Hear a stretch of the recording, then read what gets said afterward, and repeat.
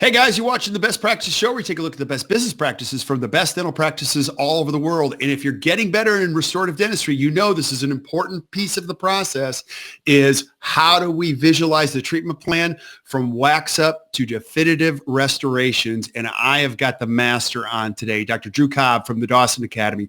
Do not miss this. Do me a favor, grab a pen and hit the share button. We'll see you in a few seconds.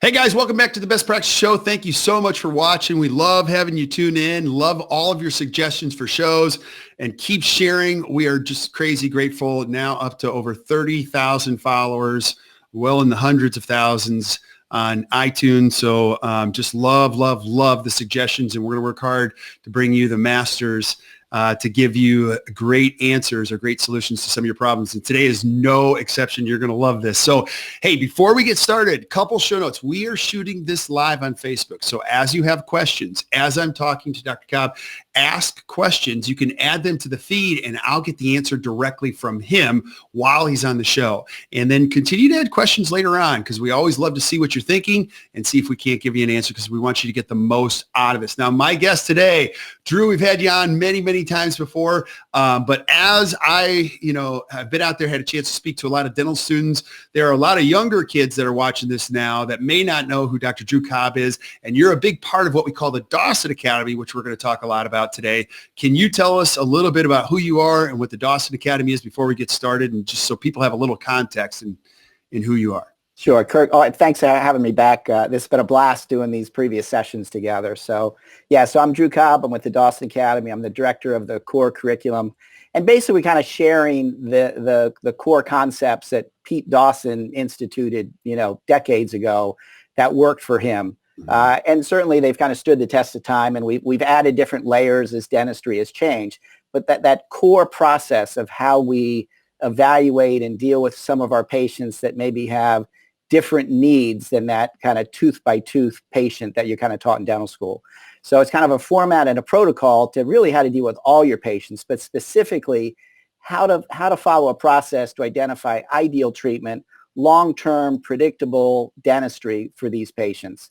It's a process that changed my life. I went through this a couple decades ago. Although that's a bad way to say it, because I sound a lot older, but literally it changed my life as a dentist. I have so much fun practicing dentistry. It's just, I couldn't imagine practicing another way. So we're here to try to share some of those concepts with your people that are going to be on today. Absolutely. And we're just so crazy grateful. Dentistry, again, ranked one of the top professions in all of the United States to be a part of. And you said the magic word predictability, which is one of the things that most dentists are on the eternal search for. And you guys have vetted this. I mean, you're talking about collectively hundreds, if not thousands of years of expertise behind the thought process. And Pete is just a genius. And I'm going to be down there at Seminar 1 with you guys this week. I could not be more excited. So a lot of fun. Yeah, looking forward to it. It'll be fun. Yeah. Now let's get into the why, because you and we're going to talk about these steps, and these steps you've refined. And as you watch this, you're going to see Drew's a master. But tell us the why behind the whole process and why this is so critically important, because it's one important piece, but this predictability piece between wax up and definitive restoration, there's some key steps here. Absolutely. So, treatment planning always ends up a big part of this. That's kind of where we live and breathe daily. I mean, we got to come up with treatment plans because that's how we fill our schedule. Mm-hmm. So how do we do that in a predictable way, especially with these patients that have more advanced needs? We kind of refer to them as those specialty patients if you listen to some of the earlier segments that we did. But there's a process to go through that makes everything a lot easier. Mm-hmm. It's repeatable. It's the same process every patient, every time. Regardless kind of the complexity of some of the patients, it'll work for almost all the patients that have come your way. Implementation, anything new can be difficult. Right. So we like this stepwise process to kind of get you from the beginning to doing the dentistry. And in the end of the day, what we want you to be able to do, what we want to be able to do, is to do that dentistry predictably, low stress, and in an enjoyable way. Yeah. And when you put all these pieces together, you're going to see out, on the other end of the process, you can enjoy it. Your stress goes down, because the potential for stress as somebody gets better in restorative dentistry is much higher. People think this is easy. You get to be a better dentist. It's easier. No, it's actually harder, because you've got to mitigate all the challenges that are ahead of you. I mean, the preciseness, the expectations, there's a lot here than just getting better, right? Absolutely. And, there's a high want with some of these patients that we're working on with this, especially some of these aesthetic cases, so we got to be able to make sure we can do and accomplish what we told our patient we were going to do. And that's even in the prototypes, so I'm always amazed and I'm always incredibly humbled and grateful that the trust patients put in their dentist. I mean, that's really an incredible thing. And I never want to violate that. But, someone to entrust in you that you're going to, whatever procedures we're going to do, Kirk, restore the anterior teeth. That's a big deal. Yep. And for them to come in and sit and spend maybe a couple hours with us, and if we can have them leave better when they came in, that's great. Yep. But there's a lot of steps to go in to make sure that that's going to go well. And if that appointment doesn't go well, that's a tough day between you and your patient. Yeah. So we want you to know that if you follow these protocols, that you're going to have a way to get there predictably, and it's going to be a great day. It's a thrill to have your patient get up a couple hours later and have a mirror and feel better than they did when they walked through your door. I think that's an incredible thing that dentistry can do. Yeah. Now, what other professions get to do something like that? Absolutely. And that's when it becomes satisfying, is when you're making there are people out there that fix teeth, and there are people out there that change lives, and you just have to decide which business you want to be in. And you've made the decision to be in the life-changing business. Yeah. So take us through your first thought on the protocols on this. Just quick little recap, if you put up that first slide, treatment planning, we're always going to be treatment planning through what we call the Whittiam rule. Would I do it on me? And essentially what I like about this, something Pete's talked about for years, is that this is ethical dentistry. This isn't about doing dentistry that doesn't need to get done, but it's about really taking the time to evaluate your patients. You've done a thorough examination on them. The patient wants us to solve their problems, so we've gotten the additional records, mounted models, photos. We've gone through a process we talked about in earlier segments on 2-dimensionally and 3-dimensionally working up the case. And that's essentially what it is. You're going to work up that patient, the case, that additional records and information. And that's really how you're going to develop what are the solutions. What do we need to do to solve these problems for our patient, whether they're functional or aesthetic or all of that together.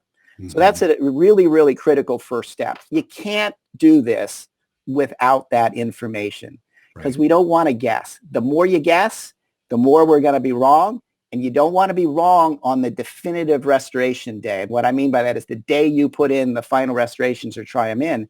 We want that to be a predictable day. It's going to go because of all these steps we've done earlier. Right. And can I just, you and I talk about this all the time, and I just love how you put this in context. Some young dentists watch this and they go, but Drew, my practice is crazy.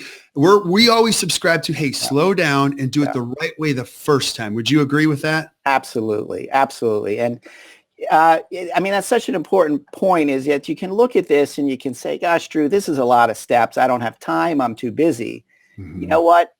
It's going to take you more time and hurt your who you are, and cost you more money if you don't go through these steps, because having to redo something hurts your reputation. Absolutely. And your sanity. Well, and then, and trust me, it's just a tough day when you come in and things don't go the way that you want. Right. And so if you cut out steps, you're increasing the chances of things not going the way that it should go.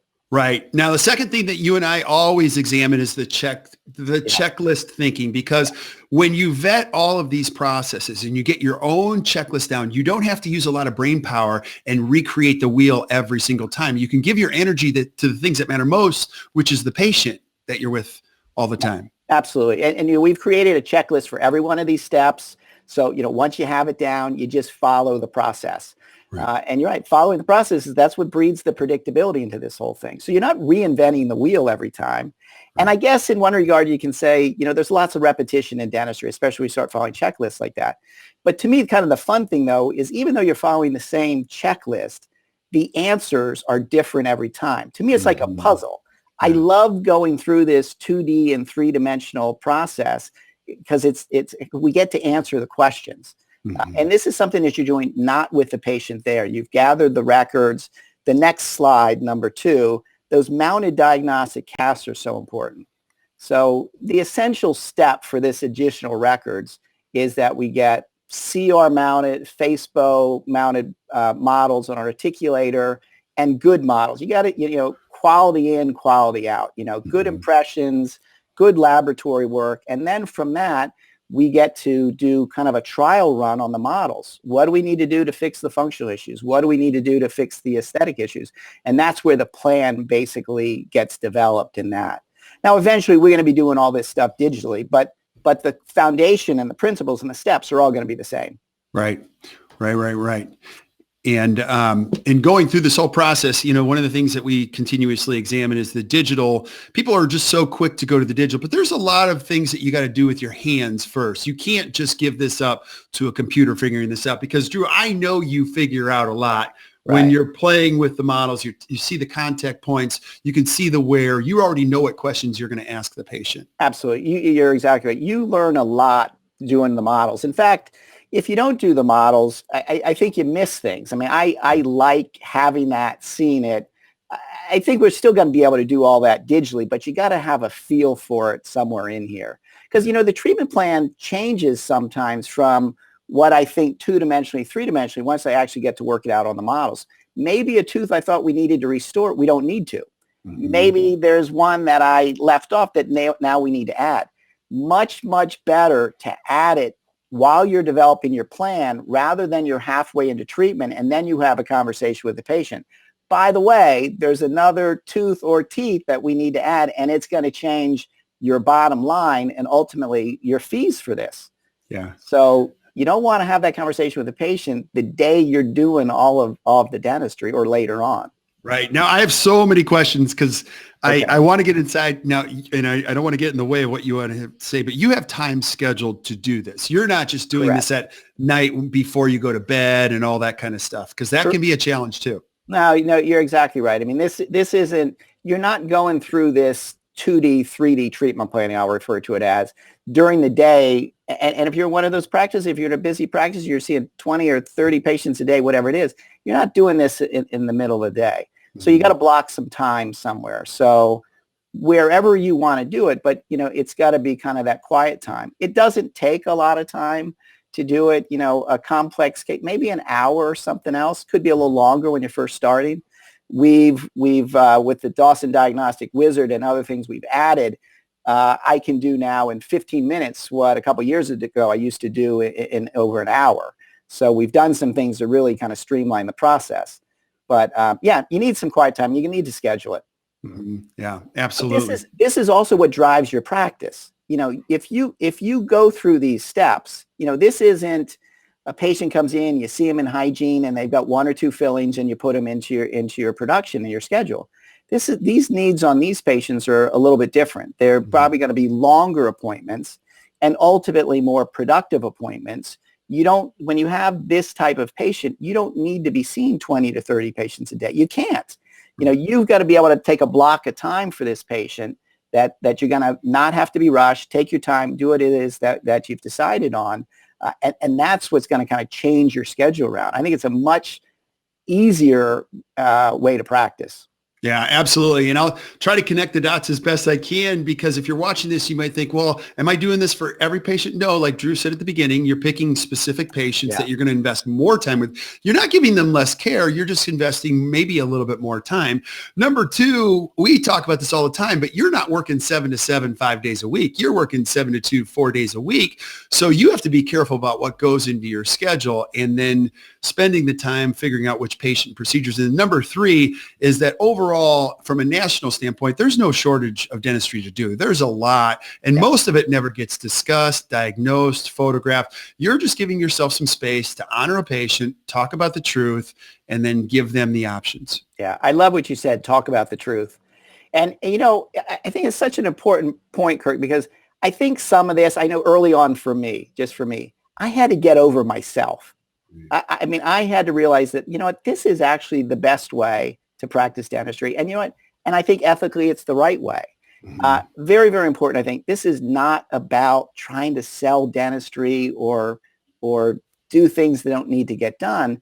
This is about really taking time to identify the problems on a patient, having an open and honest discussion about here's what we see, something Pete has talked about forever, signs and implications. Here's what's going to happen. A lot of these problems can be progressive. If we don't deal with them, it's going to snowball. Things can get worse later on. And then if you want us to solve your problems, here's what we need to do. And then let the patient make a decision. So a lot of the patients we take through this process, they've already given us the thumbs up that they want us to solve their problems. If they're not ready for it, you know what? We'll still keep them in our practice. I know years ago I had heard from some consultants that if they're not ready for this type of care, send them to somebody else. That's a ridiculous comment, I think, because a lot of those patients just aren't ready for care yet. And sooner or later, let's do the best we can for them. We can still take care of all the biological things. There's still maybe some reversible means we can do to try to slow down some of the functional things from getting worse. But let's do our best to take care of them. And sooner or later, they kind of convert to that specialty patient or they're ready to proceed. Yeah. And you don't need a lot of patients to do this. I remember my very first seminar in the 90s with Pete. He said to practice this way, you need 12 to 15 new patients a month. I mean, this is not 30 new patients a week. Because if you had more, you're not going to be able to take care of them.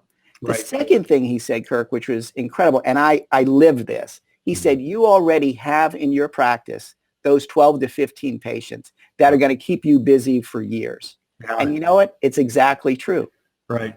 Well, you and I can do a whole show on things that we've heard from Pete that are just so true. And probably in the same sentence, I heard it for the first time. He said, you have a practice within your practice, probably two practices within your practice of dentistry that hasn't been discussed. And I was like, he's so right. And a lot of this flies in the face of what you hear in the world today to get 500 new patients a month. Yeah. And so as a dentist, you just have to watch this. And really what this all comes back to is just core values.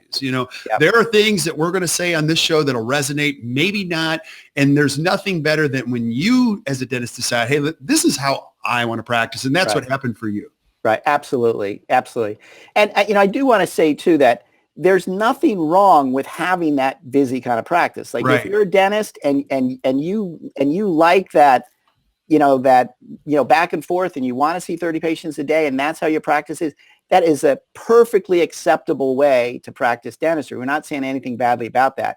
The dilemma though is how you take care of those patients that have different needs that require a different pathway. Right. That's kind of how you have to figure out where you got to take care of those patients. Absolutely. So, yeah. So take us through the next step. So the next step is the third slide there is basically, this is just the checklist for doing a wax up. So, contrary to how it was in dental school where, just start adding some wax here, there's a method to the madness. And so we just have a 10-step checklist. Like once you get the models, the photos, you've gone through the 2D. I love the two-dimensional checklist. I think it's really kind of the core of this treatment planning part. But then basically, let's take what we worked out in our mind. Let's do it in the wax on the models. And here's an easy way to do a wax up on the models. And that's really what that checklist is. Yeah. So, I have that sitting in my lab. So where I probably do about 50% of my wax ups myself. Much, much larger cases I send and I have it waxed up. But even in the ones I send out, I have to do at least half of it myself. So very, very important. This isn't something that you send to your lab and you write a lab script and say, please wax up. There's no direction. There's no information. You're the doctor. Right. You have to answer these questions. If you're going to bring your lab along in this, you have to be able to tell them what they are doing because you're in charge. Not vice versa, because I have this conversation with my lab tech a lot, and he will get scripts. We talked about this last time too, that white paper too from Jeff Stubblefield at DAL, things that people leave out. But it's our job to get the right information, make the decisions, develop the treatment plan. If we're going to wax up, tell the lab what we need to do. Not send the lab half the stuff and have them answering these questions for us. Right. You got to remember, they get hundreds and hundreds of cases every month. Yeah. So, and they don't have any space or time to read your mind. And so I like this whole process in thinking over communicate with the technician when it comes to something like this. Absolutely. And when you've done these checklists, Kirk, it's all I'm really doing is send them the checklist. So so the lab script actually ends up being pretty easy because we just use all this stuff kind of over and over again. I just forward that on because I've already made my decisions there. So they are, kind of what you said, they're kind of inside my mind. I want them in my mind thinking what I'm thinking as we do this. Yeah. And oftentimes you don't want to be in any dentist's mind at any time. It can be a scary place. I get that. It can be. Yeah. So the next slide, the fourth slide is kind of putting the 2D and the 3D together. And I think kind of when you get into this, I think this is probably one of the most important slides. So the 2D, if you remember from earlier sessions, we talk about what's off with function, how do we fix it? We start talking about aesthetics and a global, macro, and then micro at the end. But once we've answered those questions, one of the things we want to know, one of our two key starting points to this process is, I'll say functionally, we start with the mounted models in centric relations. So that's why we got to get those models mounted in centric because we think it's functionally stable, and that's how we can have long-term predictability and deal with the forces applied to the dentition. So centric relations is a very, very important starting point for us. The second key answer that we need, especially if we're going to do anterior restorations, is where should the front teeth be? And the starting point for that is the vertical and horizontal position of the maxillary central incisors. And a lot of those steps we go through gives us that in space. Yep. So the photo on the left is basically what change we would want to happen based on earlier questions. It kind of puts it together. So in a case like this would be, wanting to lengthen those teeth incisally, and we want to change the gingival proportions. So all of those numbers kind of come together. So in space, we know what we want to do with it.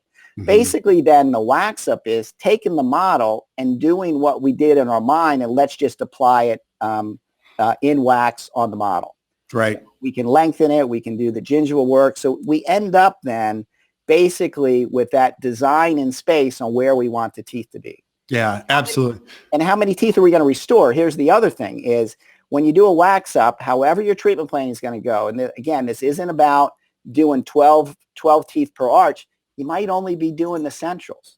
Maybe you're doing 4 anterior teeth. Maybe we're going around the corners and bye to bye or mold or whatever it is. But however you as the doctor determine that you want to sequence this treatment, only wax up that segment because then that segment will be accurate when we go to do the treatment on the patient. So I made this mistake once. I had the world's most beautiful wax up done. And it was the whole upper, lower. It's like, this was great. I'm doing, upper, lower, everything. I wasn't sequencing it that way. So when I actually went to do the work, Glenn said this years ago, Glenn DuPont, I heard Glenn say it, but I didn't listen until I made the mistake. So we do the research for you. Yeah. So you don't have to. Yeah. So listen to me on this one. I did the research for you. Because what happens is the wax up then didn't match all of my prep guides and most importantly, my prototype guides. So when I went to make my prototypes, it didn't fit. That's a stressful, it ended up working out fine. It took me an hour longer than I had planned. Things didn't go quite as smoothly as we wanted to go for you. So very, very important when we're doing this, when you're going to sequence treatment, just wax up the sequences that you're going to do, in each appointment. Yeah, absolutely. It sounds simple, but. Well, it's not always simple, but you make the complex simple in this whole thought process. Yeah. So here's kind of the next, I think, key point of this. So you get to the part that you've gone through the treatment planning. You've done a great examination. Patient wants you to solve their problems. We've done the 2-dimensional, 3-dimensional. The patient wants us to proceed. So the big thing on this, Kurt, is why you're doing the 2D and the 3D is actually figuring out the treatment plan. Mm-hmm. What is it that we need to do to solve both the functional and the aesthetic issues with this patient? So, and doing that, predictability-wise, we do it again twice. We worked it out in our mind, and then we've kind of proven it on the models, and now that's our kind of our template for moving forward. But the most important thing is, what teeth did we have to treat? What steps did we need to do? Did we need specialists for some of this, and which specialists? So the key here is you got to figure out your treatment plan. Right.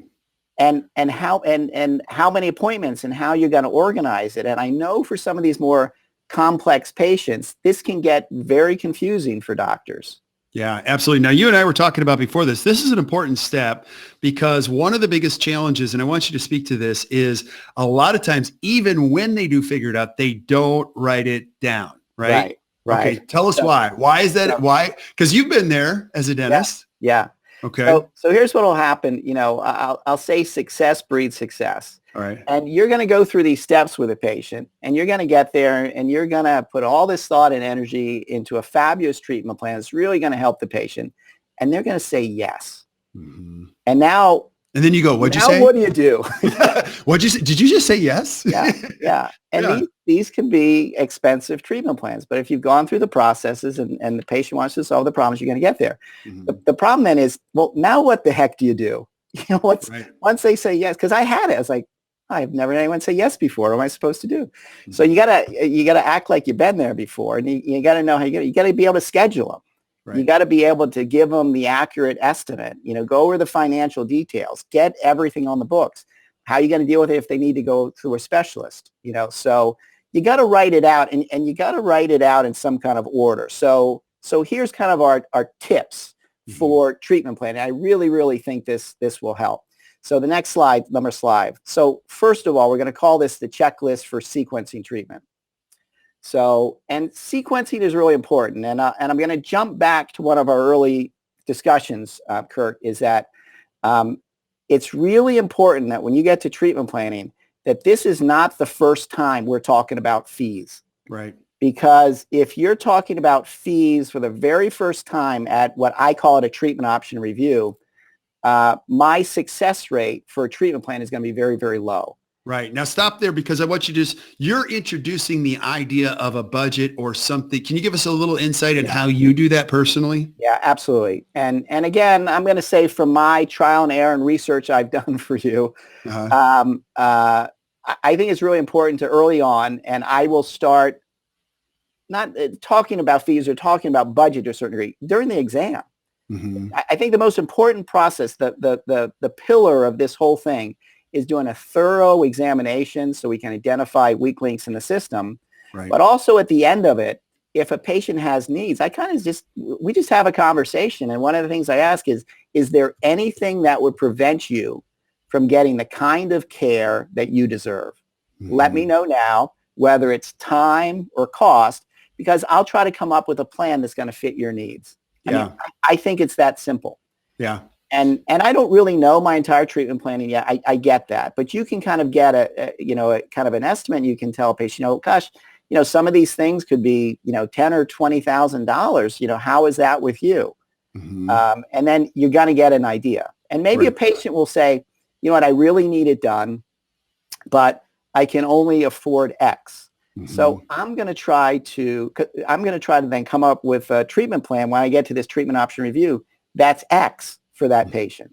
Right. And there's lots of options we have. And this is, again, where treatment planning, I think, becomes fun to a certain regards, is there's lots of ways that we can stage treatment.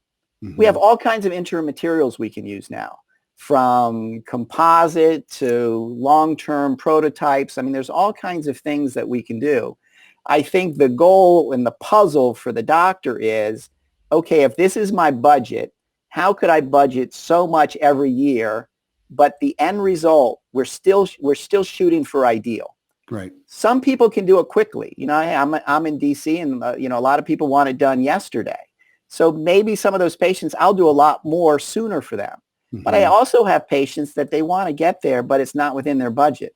Yeah. So now maybe it's instead of a 6 months start to finish, maybe it's 3 years, 4 or 5 years. Doesn't matter. But every time we've still come up with the same plan. We go out 4 or 5 years, it's still going to be the same thing. But now what we're doing is we're trying to help the patient get that care with a way that works for them. Yep. So we've had that conversation earlier on. So now when I do the treatment planning sequencing, we've already kind of talked to fees a certain degree. I'll be a lot more accurate now, but I'm going to be close to what we talked about before. Yeah, absolutely. So by the time you present the fee, it shouldn't come with a lot of anxiety on either side. Absolutely. Absolutely. And, here's the other thing, honestly, is you will get some patients, we talked about this just a couple minutes ago, that they're maybe not ready for treatment yet. Well, we're not going to take them through this process. I'm not going to get the records. I'm not going to do the wax ups. I'm not going to incur that time and cost until they're ready to proceed. Right. So it's a little bit like you're stacking the deck. So if you ask me what's my case acceptance for treatment plan, I mean, it's in the 90s or 100%, but basically because I'm not going to treatment plan unless they want me to. Right. So you almost want them asking the right questions, or you can get a sense of this if you authentically pause, listen enough, they're moving this forward instead of you moving this forward. Absolutely. This kind of dentistry can be hard and it can be stressful. And we're trying to make all that as easy and predictable as we can with you, going through these checklists. But you want to be on the same page with the patient. Again, something I heard in that very first seminar with Pete, these little things, it's amazing how they just keep coming back over and over. But one of the things he said, which I really try to think about, which is super important for treatment planning, is we are the advocate for the patient's dental health. We're doing this together.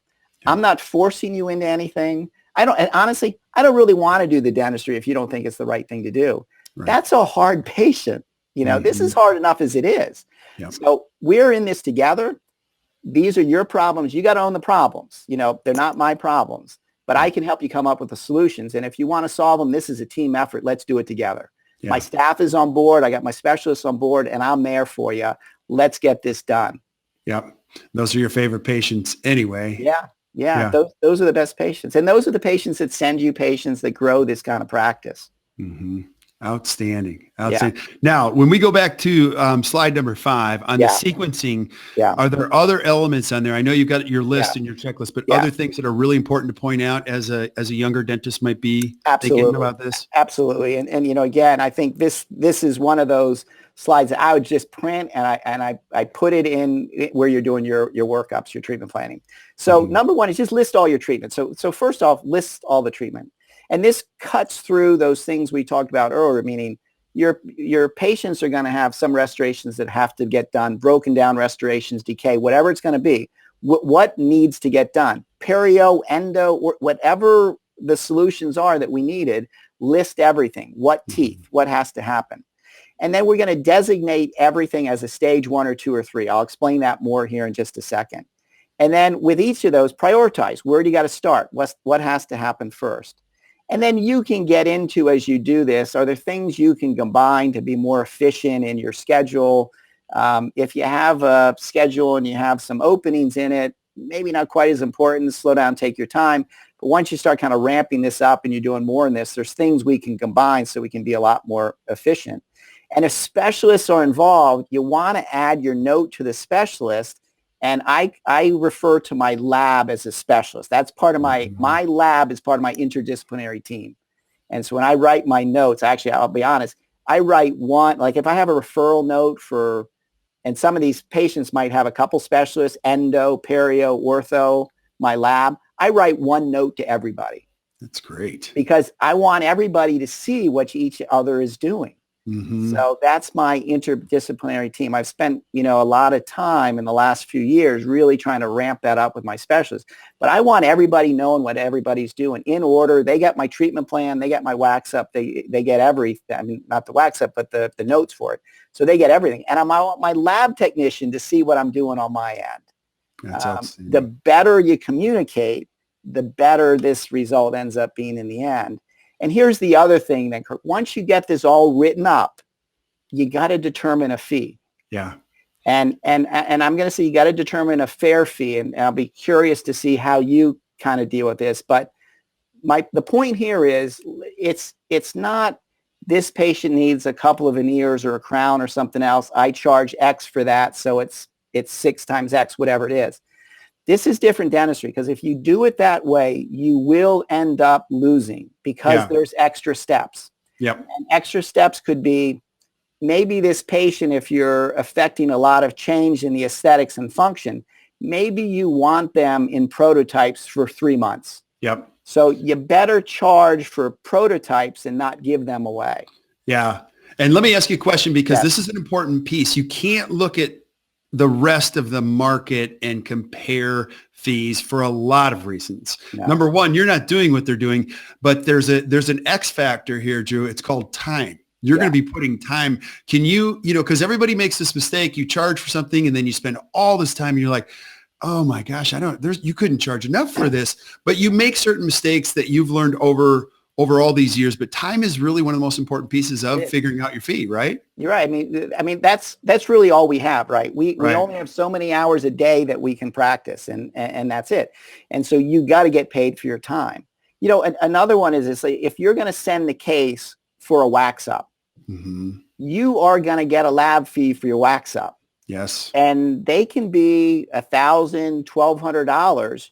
You better add that into your fee schedule, or it's coming out of your profit. What? What are you talking about? Because wait, dentists don't get big lab bills, do they? Yeah.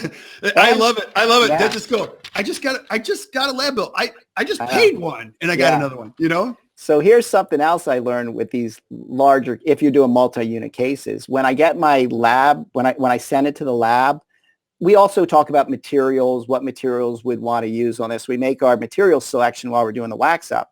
But the second thing I want from them is I want the estimate for my lab fee. Okay. Because multi-units, again, the lab, just like we do, it's not just 6 crowns and they charge $250 a crown, whatever else it is. There's extra fees that go on. Right. So, and again, if you don't factor that in now, it's going to be coming out of your profit. So I want that lab bill because it's going to help me. It's going to help me determine my fees. So I want that early on. Very important. And if I wax it up, there's a fee, because that means that's an hour or half hour, whatever it is. I don't care what you charge for it. I just want you to be thinking about, you got to determine something, because that means you can't be with patients while you're doing that. Yeah. And we don't want you staying to your office till midnight doing all this extra work. There's an efficient way to do this. And it's not about charging and running up your fees or anything else, but you got to factor in these extra steps. And the only way you can do it is to figure out, how many appointments do I need and what am I going to do at these appointments? Yeah, and I would also say the subtext here, or the alternative plot line that happens in a lot of dentists' minds that they don't consider that they should, is that you have to remember, money invested in dentistry is some of the best money people could ever invest. And if you're telling yourself, wow, this is just going to be expensive for this woman, I don't know that she can afford that. That gets in the way to your ability to truly care for them. Yeah, I agree. And I think we all do that. I mean, I know I did that, but the problem with that is, and I realized the hard way, is that I was making a decision for the patient, right, and I wasn't letting my patient make the decision. It's their decision to make about their health. Right. You know, so I can map out things, I can give them the estimates, I can tell what it would take, and then they have to decide whether it's something they want to do or not. But sometimes I know early on, I just never got there because I thought, well, this patient could never do it. When you start having what I'm going to say is just kind of open and honest conversations about somebody's health and long-term well-being, long-term dental health, you will be amazed at the patients that want to seek health. I think the majority of people do. Yep. And so we want to take barriers away that we put there to stop our patients from getting what they deserve. Absolutely. Absolutely. A lot of times there's barriers that we put there, and the patients don't even attempt to put a barrier there. So keep going. This is outstanding. So the next slide would be then, so once you've written it all down, you've done the 2D, the 3D, these are all the things we need to do, and you've got some kind of idea about the budget. Now we're going to kind of talk about sequencing. So because now again, it's still kind of confusing. So, especially as they get more complicated and we have specialists. So let's break it down a little bit further. So the first stage is what we're going to call biological stability. Let's get the mouth healthy, meaning if there's decay, endo, perio, let's get all that stuff taken care of. And we can do that actually before we go through the additional records that we talked about earlier, the model work, the photos, whatever. If there's bacteriological needs and some of that stuff's getting worked, let's get that cleaned up. We're not going to go to the definitive restorations yet. If I have a CEREC machine, I'm not doing crowns that day. But I want to clean things up. Let's get rid of decay. If there's endo, hopeless teeth, let's get all that. Let's get the mouth healthy and sustainably healthy. So number one. So that's kind of where we go from there. And let's get the patient taking care of their dentition. So that's another part of it. So let's get you cleaned up. They're mostly dealing with the bacterial issues there. The second one is now let's go to the functional stability. This is where we maybe get involved in splints with people. We've talked earlier, airway is such a huge thing. We want to make sure our patients can breathe before we start doing this irreversible dentistry. If there's issues there, that's got to get addressed first. So that's part of this whole thing. We want to make sure, again, this is the overall systemic health of our patients. This is just a big thing, I think, as dentistry goes on. But there's a way it fits into all of this. It doesn't stop anything, but we got to address that. Yep. And then maybe this is where the specialists are going to come in. So if we needed ortho, this is where it's going to happen. Perio, maybe we need to put our patient in prototypes, whatever it is. This functional stability is kind of getting them set up for definitive restorations. So if you notice, we're not rushing to definitive restorations. We're setting things up slowly. And some of this might take time. So again, in that second stage, what is it that we need to do there? Right. Now, just a couple of questions. Sure. When fees come up, because I get this question all the time, young dentists are like, well, how do I discuss the orthodontist fee in this? I mean, am I going to start preconditioning the patient? Give us some thought process on that, because I'm sure that comes into your mind, or it has previously in your career. I'll have, I think once you've done enough, I'll have broad guesstimates of my specialist fees, but I do not want to quote their fees. Right. So I let my specialists quote their fees. Because again, much like as I go through my treatment planning, I might have other nuances that affect the what I need to do, steps, costs, everything else. Same with my specialists. So, but I will tell my patient a broad stroke, to really get this worked out, we need to see a periodontist, want to do some cosmetic surgery on the tissues. It's really going to affect the way this looks. And you know what? That could be a couple $1,000.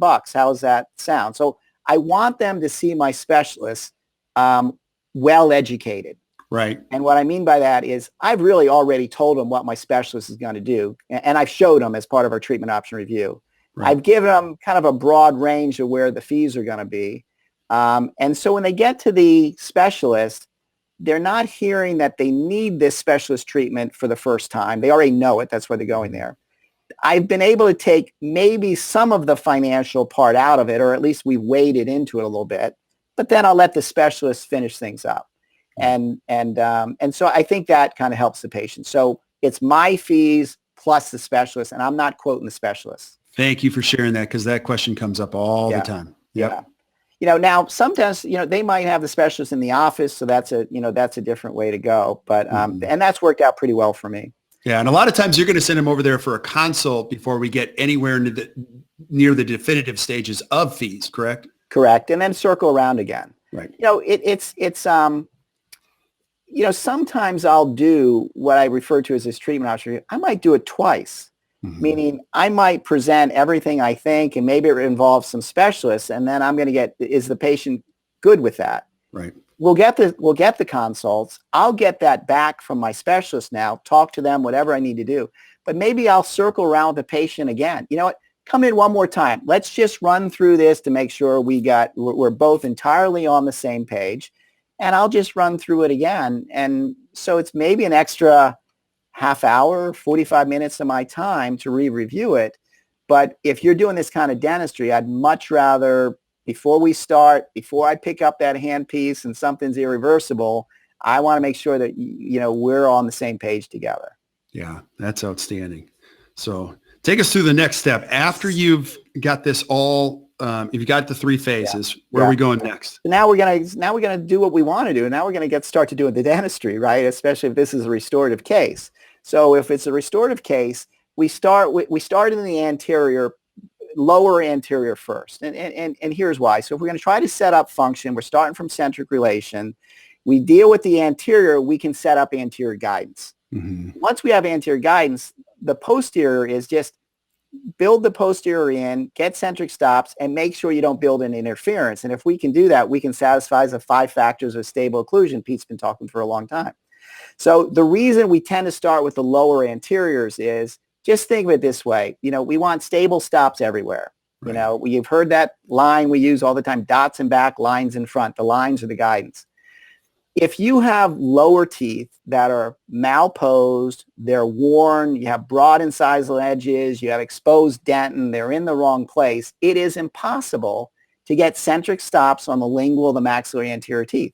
Right. So this is, now, yeah, go ahead. I was going to ask you the question because I've had so many people on here and they call those the hardest teeth in the mouth. Would you agree with that? Or yeah, they are. Hands down, right? They can be.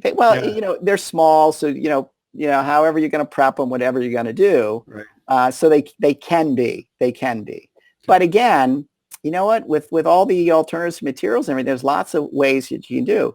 And it doesn't necessarily mean that they have to be definitive restorations. Maybe we're going to bond the incisal edges to get those edges and the plane of occlusion and the cusp tips and the incisal plane exactly where we want it.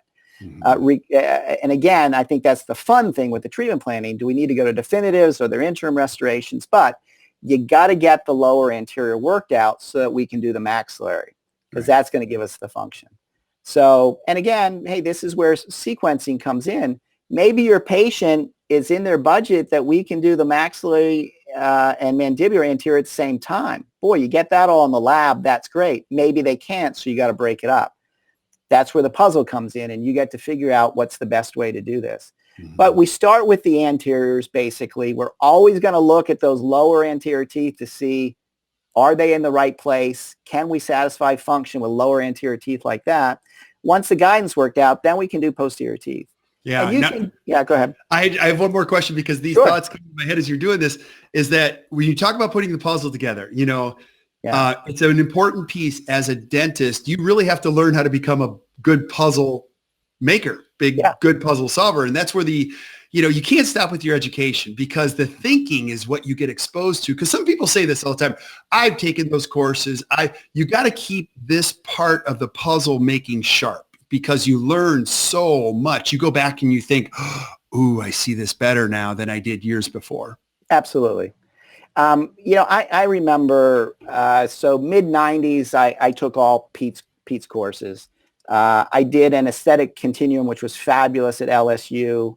I did some implant. I did Mich Institute implant stuff. But here's what happened to me is the more info I got, the worse I was at treatment planning. Why? Well, because I started seeing all of these things, all of these potential problems, functional, aesthetically, implant related. If it was an implant case, and it got so muddled in my mind that the more I learned, the more confused I got. So it's really when I kind of went back to the basics that we're talking about right now that it unraveled everything. Mm-hmm. It's not the complexity of the case. It's taking everything and then unraveling it in these stages. And I think it just opens up. Mm-hmm. I think that the 2D and the 3D and then the treatment planning like this, I'm just going to say every patient, every time. And I think it's going to be successful for you. And I think that's regardless of whether, a patient could be maybe just ortho, and then post-ortho, we're going to do equilibration. That's all we're going to do. Yeah. Maybe it's going to be some veneers afterwards. Maybe there's lots of restorations. Maybe it's, an implant retained denture, all on 4 or something else. The setups are all the same. Yeah. You've got to figure out in space where things should go functionally aesthetically. And then we figure out what are the steps to get us there. And now let's break it down sequentially. Yeah. Now let me ask you, be honest. I'm getting a sense that you're at this point in your career enjoying the puzzle more than the actual doing the dentistry itself. Is that true or not true? I'm going to say 50-50. I love the puzzle, but if I didn't get to actually solve the puzzle and prove that it worked, it wouldn't be as much fun either. All right, that's fine. I thought it was that. No, but if you ask me, I love that time when my office leaves and I get to sit down and do the treatment planning. I love it. It's great. Yeah. Yeah, it's fantastic. Very cool. So the next slide then, number 7, would kind of be the obvious one, but fill it in. Those three sequences we just talked about. Take your list, fill it in. Also then, how much time would you want for each step? Because here's what's going to happen. Patients are going to say yes. Mm-hmm. And then maybe you have to schedule that long time. So be ready for it. How much time do you want to prep, I don't know, 6 anterior teeth? And I'll say, give yourself extra time. And this will kind of come back on you a little bit. You know, on the business side of things, we all have, I'll say, production numbers, you know, so, and we produce X numbers a day to meet your goals, et cetera, et cetera. But this kind of patient, you're going to make or exceed your goal on this one appointment. Mm-hmm. So you could see this patient go home and you've done better than that day that you've jammed in 40 patients. Right. It's going to be a more productive day. Yep. So once you start doing this, I'm going to say pre-block some of this. I just refer to it as primary care. But maybe hold off. Maybe you work half a day on a Friday. Reserve a Friday for these patients. Don't do it while you're trying to do double hygiene. Don't do it while you've got other patients jammed in at emergencies. Take your time. Spend your time with this patient. You know what? And if you think it's going to take 3 hours when you first do it, give yourself 4 hours. Absolutely. Because at the end of it, if you run over a little bit, maybe you have a half-hour break where you can sit and, you know what, be satisfied with a day well done. Yeah. You know? Take a little pride in that. Well, and I would always subscribe to what you said, which is overestimate, because if you're a team member watching this right now, you might be working for a dentist who says, oh, that only takes me 2 hours. And you go, are you crazy? Like 2 hours just to get started. And so you don't want to put yourself in a position where you don't have enough time. Take your time. There's absolutely no reason to rush this on the productive side because it's going to be the most productive thing you're going to do that day. Right. Yeah. Absolutely. So, and then, you know, again, once you break it down like this, you know, figure your fees. Mm-hmm. And the other thing in here is figure your specialist, because these patients, a lot of them are going to be multidiscipline cases. So get them to your specialist. And I think get them to your specialist and give the specialist the information they need so they can do the best job possible. Mm-hmm. They are, I think, much like the lab. We could probably have a section on what the specialists don't get. Right.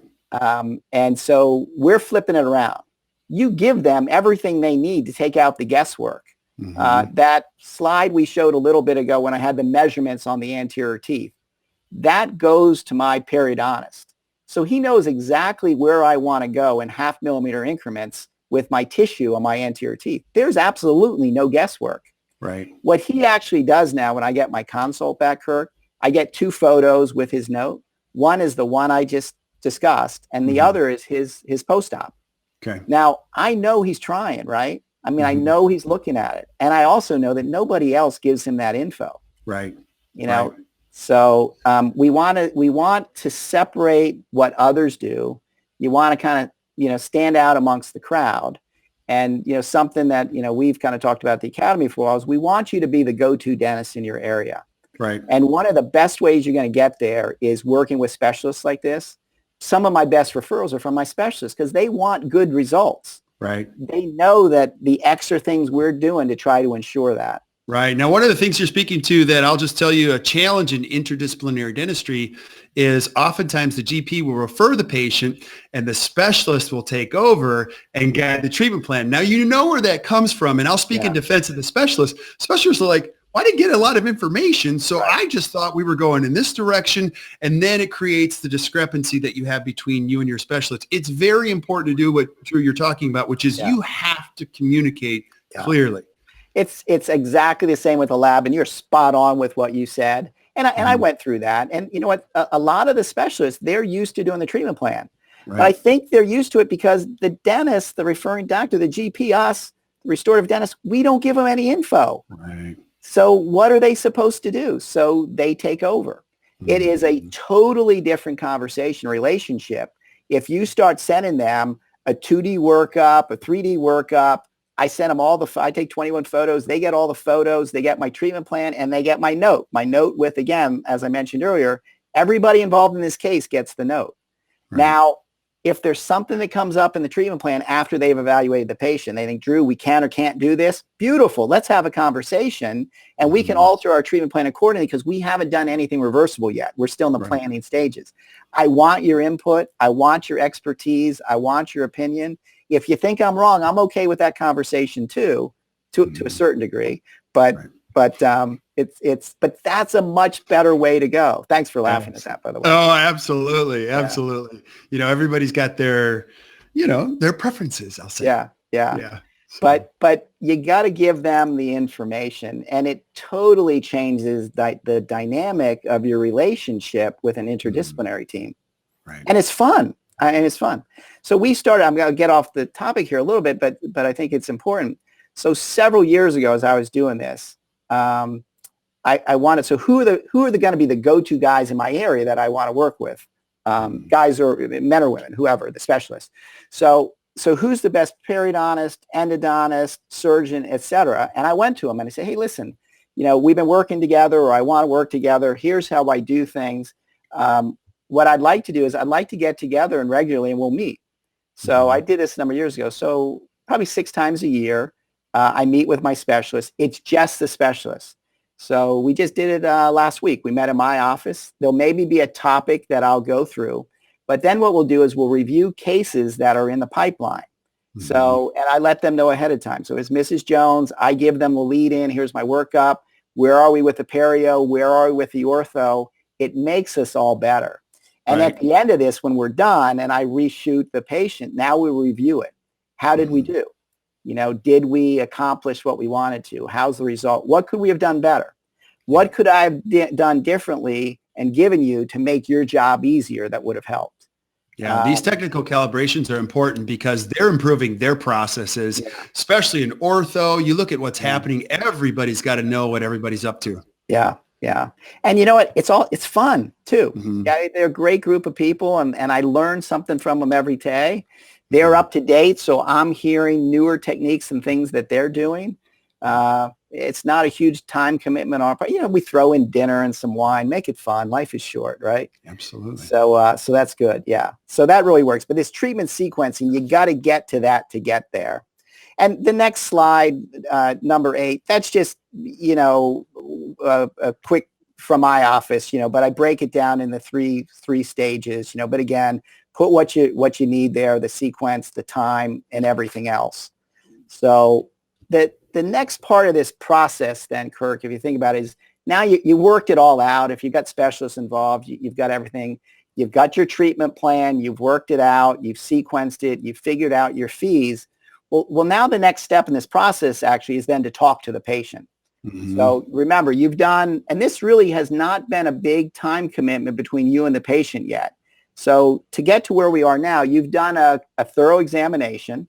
You've identified the patient as not a general patient, but a specialty patient. You've had some kind of conversation about time and expenses, and the patient wants you to proceed. You've gotten the additional records. So that was a second appointment with the patient, but most of that is staff, not you. Once you do this efficiently, that appointment is 10 minutes of your time. You've sat down somewhere in your schedule and you've done some 2D and 3D, and that's been a very enjoyable process for you if you figured this out. You've written down your sequence on how you want to do it. You've got it. You've got the answer. So now you got to go back and you talk to the patient. So this is what I call treatment option review. So patient comes in, we sit down. Again, I don't like to do it in the operatory. If you can work this out in your office, I just do it in my private office. We sit down and I have a flat screen monitor and I put photos up. And again, the Dawson Diagnostic Wizard, I think, is so valuable for me because I can show them specific spots where there's issues and here's how we can solve it. A picture is worth 1,000 words. So I really, really like that. This next slide, number 9, is actually out of the Wizard. We have some imaging that we can do. And basically, it's just the outline of whatever we're going to do if it's in the anterior. Here's the teeth we're talking about. And this is kind of the proportions, where we go with the tissue and everything else. And it's amazing. Just those outlines are enough for a patient to get it. And I've done this a number of ways before. I've done what we refer to as that lab presentation wax up.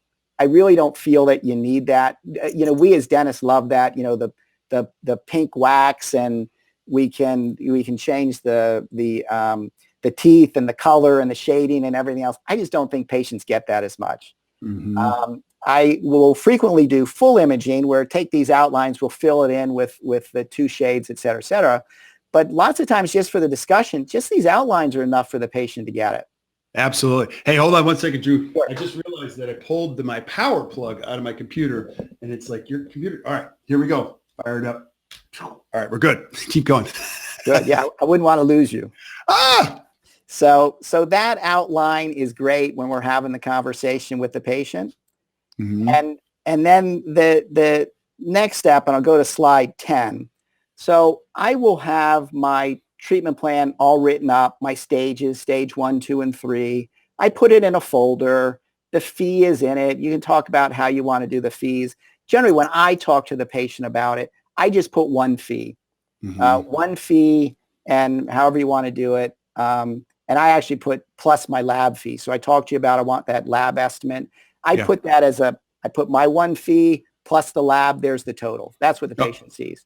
Okay, go back to that because you don't itemize the treatment plan anymore. No. I mean, you might itemize the treatment, but you're not itemizing the fee per treatment, right? Yeah, and again, my research. Now, listen, if there's insurance in here, I'll tell patients we'll break it down, and they can break it down per procedure and what they can put into insurance, et cetera, et cetera.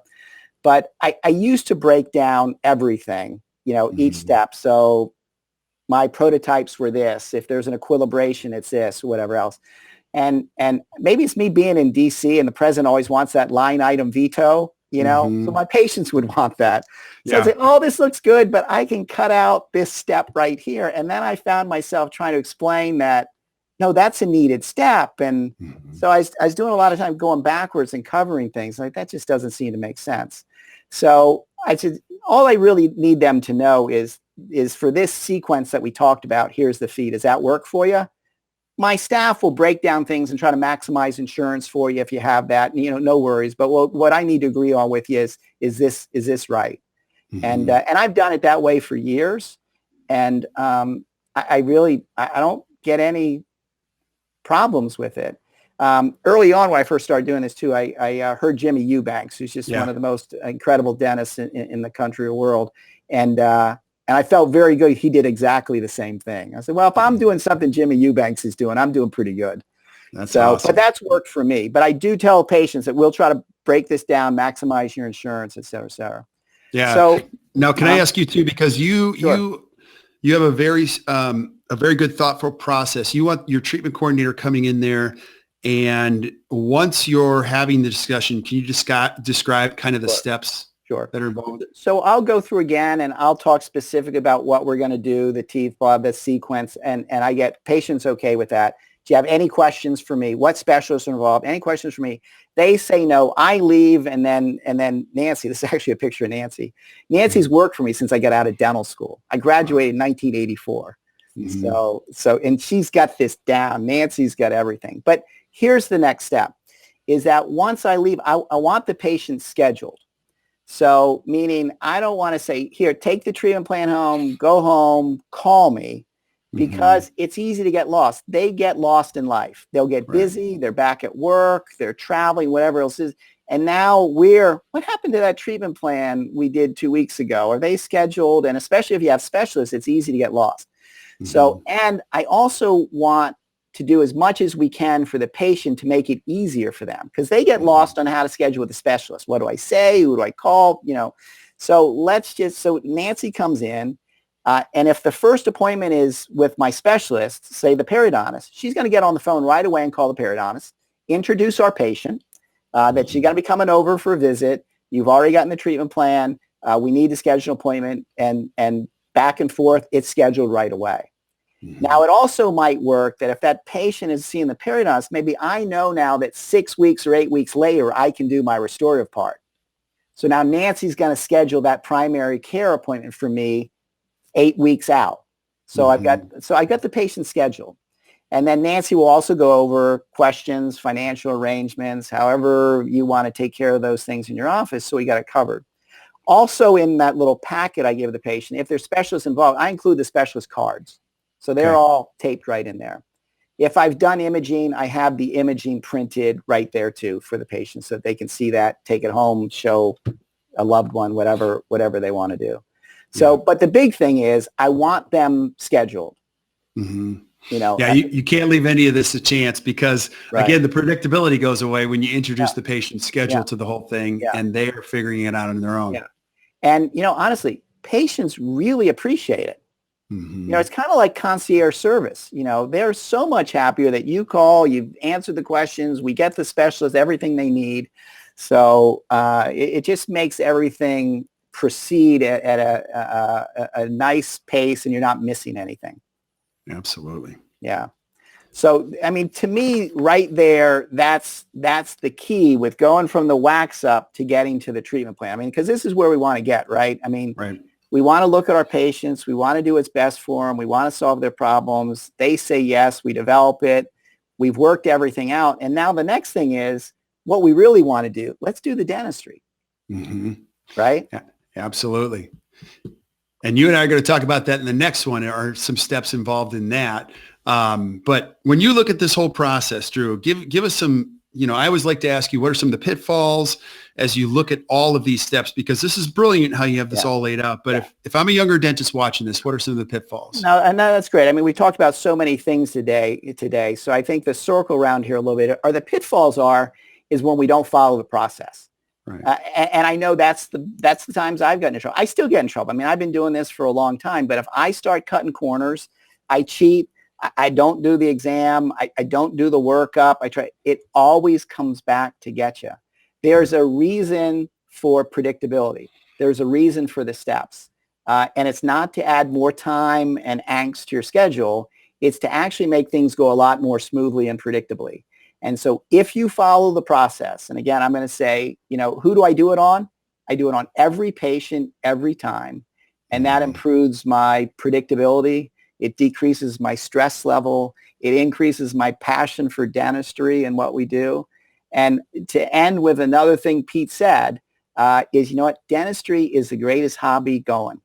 Mm-hmm. And it is if you can follow what I think are these predictable pathways. Yeah. Amen, brother. Amen. And you and I are going to be together on Thursday at Seminar 1 in Florida for the Dawson Academy. I love it. If you're a young dentist and you haven't been, you have to go. But Drew, if somebody's contemplating going or they haven't even heard of it, what happens at Dawson Seminar 1? So, you know, Seminar 1 is the overview of the process that we've kind of been talking about in our time together, these sessions together. It's really in your practice, it's identifying these specialty patients and then figuring out, again, these pathways on how to take care of them and filling in the voids, the things we don't know. You know, maybe some of the aesthetic principles, the functional principles, but the big thing is how do you deal with these patients that have other needs and the best way to solve their problems. And that's where the predictability comes in. Yeah, absolutely. And we're going to post a link to the Dawson Academy. Check it out. Come visit us down there while we're down there. And then also, too, I know people are going to have questions about the Diagnostic Wizard. You actually have all this pre-programmed in the software, so you don't have to reinvent the wheel. Tell us about that and how do we find that? Yeah, so just go to the Dawson website and Dawson Diagnostic Wizard. It's on there. And honestly, the reason we got into the checklist and then the wizard is how can we make this easier for the doctors that go through this to be successful? Mm-hmm. And when I went through, it was, here's the information, you know, go do it. And I mean, I was hard-headed and I beat my head against the wall and honestly made every mistake in the world you could make, but I got there. Mm-hmm. The paper checklist made it easier. Again, all these checklists to help you get there. But is there a better way to do it? Especially now we're dealing with aesthetics and photos and everything else. So we created the Dawson Diagnostic Wizard, and John and I, you know, put it together. But it's basically everything we've talked about in the core, from the preclinical interview to definitive restorations to communicating with your specialist. Everything we've talked about is in one place. Mm-hmm. It just streamlines the whole process. So as I told you, I can do a workup on one of these patients in 15 minutes now that used to take me over an hour to do. And I love the predictability of it. It's everything in one place. Yeah. Awesome, buddy. I am crazy grateful that you, number one, are my friend. Number two, you share so much great thought and insight to this profession we love called dentistry. And we're going to have you back on so many other topics. But Drew, thank you so much for being on today, buddy. I appreciate it. Thank you. Always great to hang out with you. And I'll see you later in the week. Absolutely. And stick around while we say goodbye to everybody else. But we're going to list the links for the Dawson Academy and the Diagnostic Wizard. Check it out and continue to send us some feedback, questions, things you'd love to hear from Drew. And I will just give it to him and we'll create shows around it because, again, this is just a great profession and we're so grateful you're watching. So if you enjoyed today, do us a favor, just hit the share button and share it with your friends. And until we see you next time, keep watching the Best Practices Show. You guys enjoy the rest of your day.